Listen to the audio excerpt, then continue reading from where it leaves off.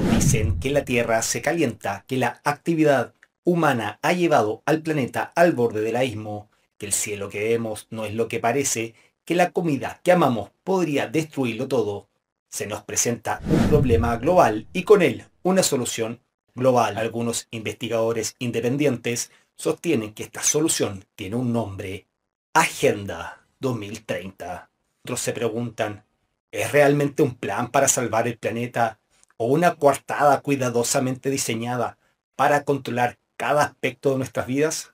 Se habla de objetivos sostenibles, de energía limpia, de injusticia social y sin embargo, según teóricos disidentes, detrás de estas buenas intenciones podría esconderse un diseño mucho más ambicioso: centralizar el poder, regular nuestra economía, nuestra comida, nuestra energía, nuestra libertad.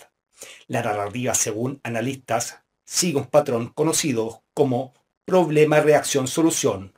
Primero se presentó una crisis: cambio climático, deshielo, sequías, pandemias, contaminación. Luego la población reacciona con miedo y ansiedad. Y finalmente se propone una solución, un plan global, cuidadosamente empaquetado como Agenda 2030. Algunos expertos sugieren que esto no es casual, que la creación del problema y la gestión del miedo permiten justificar medidas que, de otro modo, serían impopulares: restricciones energéticas, racionamiento de recursos, control sobre la alimentación y la movilidad de las personas. ¿Qué tal, amigos? Yo soy Erco de Gaia y tú estás en Zona Conspiranoica. Despierta a la verdad oculta. Esto es Bienvenidos a Zona Conspiranoica. Comencemos. Atención, este canal tiene únicamente fines de entretenimiento y reflexión. Todo lo que aquí se comparte proviene de teorías, interpretaciones, escritos antiguos y reflexiones públicas sobre la naturaleza de la existencia. Aquí abordamos la filosofía, la neurociencia y el esoterismo sin pretender establecer una verdad absoluta. Si es verdad o no, eso lo decides tú ejerciendo tu capacidad de discernimiento y cuestionamiento. Dicho esto, comencemos. Según teóricos disidentes, todo parte con el aire. Se nos repite que el enemigo es invisible: el dióxido de carbono, que respiramos demasiado, que producimos demasiado, que incluso las vacas, sí, las vacas, son un problema para el planeta.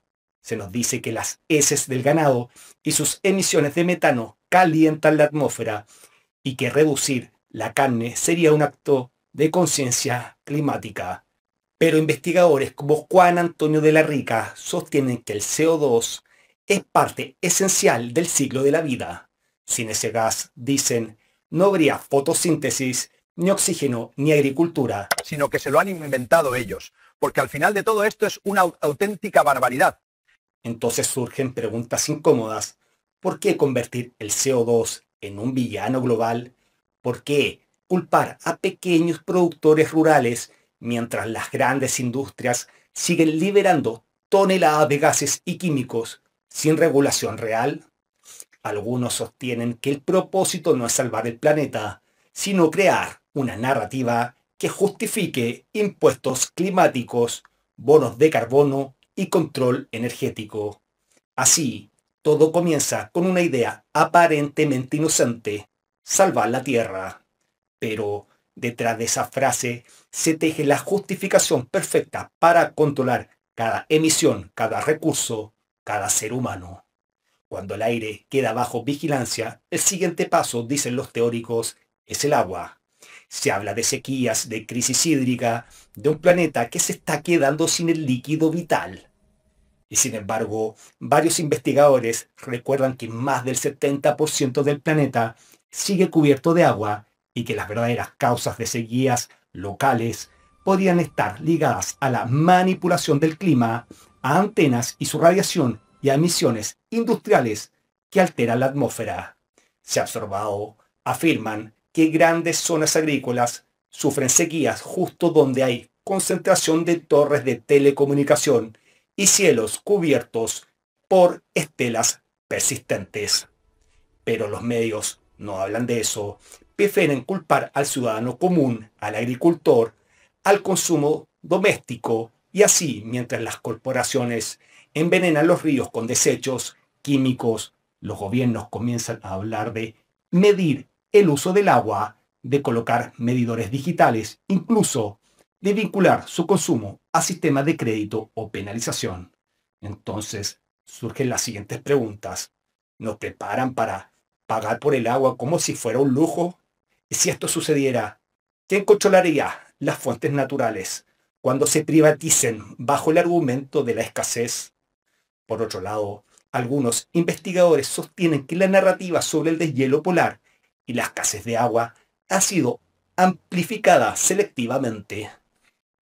Según ellos, se nos muestran imágenes de glaciares que retroceden, pero rara vez, dicen, se habla de aquellos que avanzan o permanecen estables. Estas evidencias apuntarían para elaborar un método de control en base a miedo y de esa forma justificar la privatización de fuentes de agua, la regulación de ríos y lagos y un control indirecto sobre la agricultura y la vida cotidiana de millones de personas. Una vez dominado el discurso del aire y el agua, la tensión se eleva al cielo. Se habla de geoingeniería, de proyectos científicos para enfriar el planeta. Incluso el propio Bill Gates ha financiado experimentos para bloquear la luz solar mediante aerosoles. Pero según analistas alternativos, esto ya ocurre hace años. Las llamadas estelas persistentes, o lo que algunos denominan chemtrails, serían parte de programas de manipulación atmosférica a gran escala. Estos proyectos podrían modificar la radiación solar, alterar lluvias y generar desequilibrios térmicos que luego son atribuidos al cambio climático. Pero aquí aparece otro hilo oculto. Algunos investigadores relacionan el aumento de la temperatura global no solo con emisiones industriales, sino también con frecuencias electromagnéticas emitidas por antenas y sistemas de comunicación masiva. Según exponen, estas ondas, al interactuar con partículas metálicas en la atmósfera, elevan la temperatura local y afectan los ciclos naturales. ¿Es posible que se esté manipulando el clima mientras se culpa a la población? Según los teóricos, la razón detrás de insistir en el CO2 como el único culpable otra vez sería esta agenda en desarrollo, que sería finalmente una agenda de control y subversión, mientras el clima se vuelve excusa para reordenar la economía. Otra batalla se libra en silencio, la guerra contra la carne natural.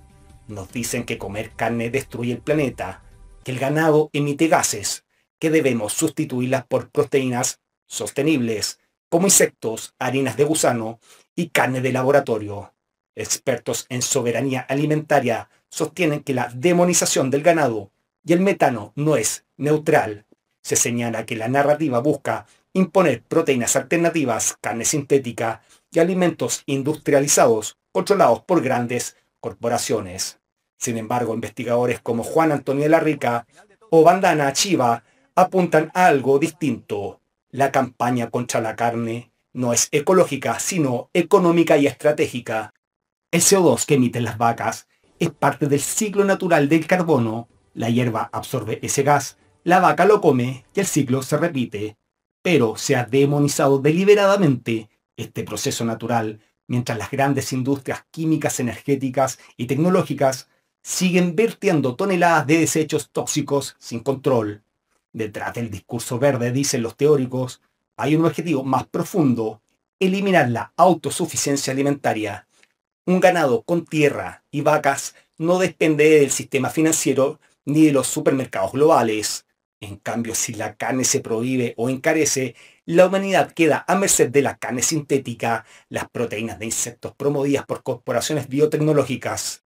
Empresas como Beyond Meat o Impossible Foods, financiadas por fondos asociados al Foro Económico Mundial y a inversionistas como Bill Gates, lideran esta nueva industria. Ellos mismos lo dicen, el futuro de la alimentación sería sintético y sostenible, y trazable, es decir, cada producto con un código, cada bocado registrado, cada alimento monitoreado. Pero lo que casi nadie menciona son los beneficios reales que aporta la carne natural al ser humano, rica en hierro, zinc, vitamina B12, creatina y grasas esenciales. La carne vacuno alimenta el cerebro, regula las hormonas y mantiene la energía vital estable. Las dietas ancestrales se basaban en ese equilibrio y no en polvo de insectos ni proteínas artificiales. El colesterol animal, tantas veces demonizado, es el precursor de hormonas fundamentales como la testosterona y los estrógenos. De hecho, la ausencia en la dieta moderna de estos elementos está vinculada a la fatiga crónica, depresión y desequilibrio hormonal. Los nutrientes anteriormente comentados y debido a la alta biodisponibilidad en la carne, al ser ingeridos, ayudan al desarrollo estructural del cerebro durante las etapas tempranas del niño, también a la regeneración de membranas celulares y secreción de hormonas sexuales como la testosterona, estrógenos y también cortisol. Entonces, al eliminar este producto de consumo de la sociedad, generaría graves trastornos en el desarrollo de la población como de salud, convirtiéndola, dicen algunos, en una sociedad más manipulable y moldeable. Dicho de otra forma, y retomando el dicho, eres lo que comes, entonces, si controlas lo que comes, también lo que piensas. Cuando ponemos esto en el tapete, la llamada transición alimentaria sostenible parece menos un acto de amor por el planeta y más un proceso de reingeniería cultural, es decir, una transformación del cuerpo y del alma humana hecha en nombre de la sostenibilidad para algunos pocos. El control de la alimentación lleva inevitablemente al control de la energía. El investigador Eric Dollar, seguidor de las ideas de Nikola Tesla, sostiene que el Sol no es una bola de fuego nuclear, sino un fenómeno eléctrico. Si esto fuera cierto, implicaría que la energía es mucho más abundante de lo que se nos ha hecho creer. Algunos analistas sostienen que la dependencia del petróleo, de la electricidad centralizada y de las grandes corporaciones energéticas no es fruto del azar, sino el resultado de un diseño cuidadosamente elaborado. La llamada crisis energética, dicen, no sería una escasez real, sino una herramienta para mantener a la población atada a un sistema de suministro controlado y artificialmente limitado. Pagamos por una energía que, según investigadores independientes, podría ser libre si no se ocultaran ciertas tecnologías desarrolladas desde tiempos de Nikola Tesla. Y bajo este mismo relato de escasez y emergencia global, los ingenieros del nuevo orden impulsan el fin de los combustibles fósiles. Todo en nombre de la reducción de la huella de carbono, del calentamiento global y de la supuesta protección del planeta. Pero, según diversas fuentes, la verdad detrás de esta cruzada ecológica podría ser muy distinta, porque aunque el petróleo contamina, las cifras reales muestran que su impacto directo en el clima es mínimo si se compara con las gigantescas emisiones de las industrias químicas, militares y energéticas que operan con total impunidad bajo acuerdos internacionales. Aún así, el peso de la culpa recae siempre sobre el ciudadano común, sobre quien conduce su coche, cocina con gas o enciende una lámpara. Es ahí donde aparece la supuesta solución, la movilidad eléctrica. El auto eléctrico se presenta como el emblema de la nueva conciencia verde, pero, como advierten varios expertos en energía, su fabricación depende de minerales escasos y altamente contaminantes extraídas en condiciones cuestionables en diversas regiones del mundo. Su autonomía real no suele superar los 150 o 200 kilómetros y las estaciones de carga son pocas, lentas y concentradas en zonas urbanas. ¿Casualidad? Algunos teóricos creen que no. Plantean que el objetivo final sería limitar el radio de movimiento de las personas, confinándolas al alcance de ciudades inteligentes donde todo, absolutamente todo, puede ser registrado, medido y supervisado. De acuerdo con estas fuentes, la transición hacia lo eléctrico no busca tanto independencia energética, sino dependencia tecnológica. una dependencia que obliga a cada ciudadano a mantenerse conectado a la red, literal y simbólicamente. Mientras tanto, los grandes consorcios tecnológicos y energéticos, entre ellos Tesla y otros grupos asociados al Foro Económico Mundial, consolidan su dominio sobre esta nueva era eléctrica. El relato es verde, pero el fondo, dicen algunos analistas, podría ser gris metálico, un mundo donde cada carga, cada desplazamiento y cada kilómetro recorrido quedan registrados en tiempo real. Así, el automóvil que alguna vez simbolizó la libertad individual podría convertirse en el medio perfecto para vigilar y restringir esa misma libertad. Y si lo pensamos bien, no es extraño que un vehículo con tan poca autonomía y tan alta dependencia se presente como el futuro de la independencia humana. Quizás, como sostienen ciertos investigadores, la verdadera intención no sea salvar el planeta, sino rediseñar el espacio humano, manteniéndolo a cada individuo dentro de los límites trazados por un sistema que no solo controla lo que haces, sino hasta dónde puedes ir. Pero nada de esto sería posible sin el último pilar, el control de la percepción. Los medios, dicen analistas, actúan como el hilo invisible que teje consenso. El miedo, la urgencia y la emoción reemplazan el pensamiento crítico. Diversos analistas sostienen que los medios de comunicación actúan como amplificadores de la narrativa oficial. Se utiliza lo que llaman programación predictiva, películas, series, noticias y campañas diseñadas para preparar psicológicamente a la población ante ciertos escenarios. Figuras públicas como Greta Thunberg o Klaus Schwab, presidente del Foro Económico Mundial, se convierten entonces en voceros de esta narrativa global.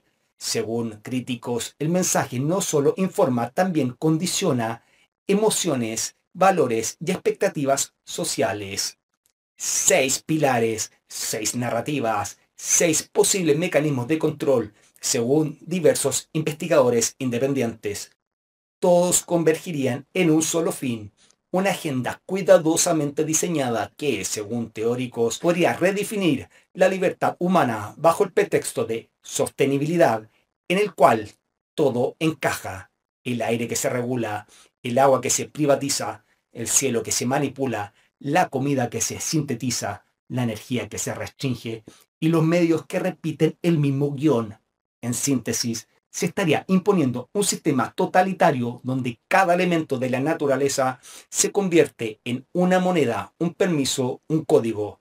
No obstante, el mayor control no es el aire, ni del agua, ni de la carne, sino el control de la mente, del relato, que aceptamos como verdad sin cuestionarlo. Porque al final no se trata de creer o no creer, sino lo que tú eres capaz de observar tras lo evidente. Si te gustó este contenido o lo que aquí se plantea, déjamelo en la caja de comentarios. Dime qué opinas, suscríbete al canal, comparte este video y déjame tu like, que eso nos ayuda a seguir creando más contenidos como este. Y mantente atento al próximo capítulo, donde seguiremos revelando lo que muchos prefieren mantener oculto, porque si es verdad o no, como siempre, la verdad al final la tienes tú.